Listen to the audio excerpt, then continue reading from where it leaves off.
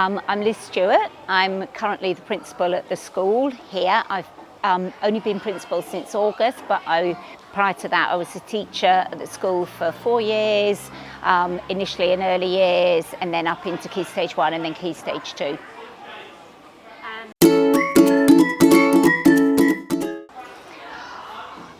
Really in a structured way, only in the last year when I was teaching here, but in a kind of on-off informal way a little bit before that, as I became more aware of mindfulness in my own life and tried to introduce a few elements in school.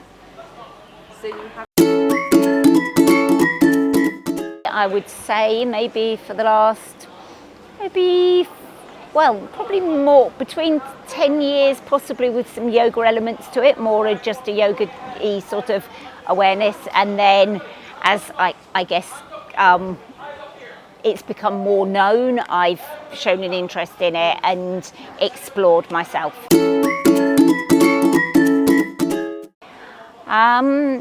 I explain it as being aware of what you're doing, so mindful, and explain mindful as being conscious of what you're doing things, whatever it might be, in a conscious way.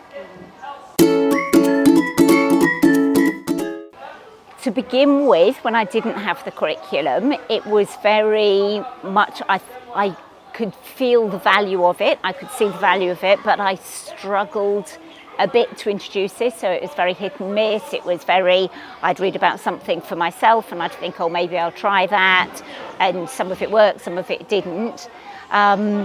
What the curriculum gave me was much more of a structure for doing that, a support net, a scaffolding, a support network for that, so I felt much more that I was doing it in a mindful way. It enabled me to teach mindfulness mindfully, really. One of the first things I noticed was the common vocabulary, that I had a clear common vocabulary with which I could use with the children, and that became very powerful. And because of that, I was then being able to refer to things within the classroom. I had a language to talk to the children. And as we began to talk about things, it just invaded everything that we were doing. It just became all-encompassing. It started off as a discrete sort of thing that I was talking about, but very, very quickly, I found myself relating that discrete activities into everything that we were doing. Yes, lots of times. I mean, within the classroom, we established a mindful corner. That came from one of the discussions that we had with the Mindful Sparks team. Somebody in one of our sharing ideas sessions talked about a mindful corner, and I thought that's a great thing to do. We established one in the classroom. The children took ownership of that. But actually there were times when in a maths lesson where things were just not working out and I could feel my stress levels, and I could say to the children, I'm just going to have a moment in the mindful corner, and I would just go and sit down and take a few breaths, and the children all knew exactly what I was doing. It was modelling good practice for them, but it was also enabling me to just take those calm breaths, and then I could carry on in a much better place for dealing with things. It's just one example.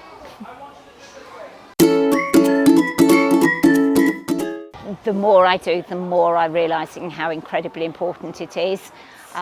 So powerful to be able to have a vocabulary for talking to the children about the sorts of things they might do, taking a mindful moment, just stepping back from the situation, talking about their emotions, all of those things, incredibly, incredibly important. Increasingly, as I go into classrooms, I can see the impact of the mindfulness that is where the classrooms are really buying into that process and really engaged in it. Then I'm seeing, as I'm going to do observations and things in lessons, just a completely different atmosphere in the classroom, which is an enhanced learning atmosphere, as well as and no less so the children being able to deal with a lot of the complex emotions and things and complex situations that they're having to deal with now.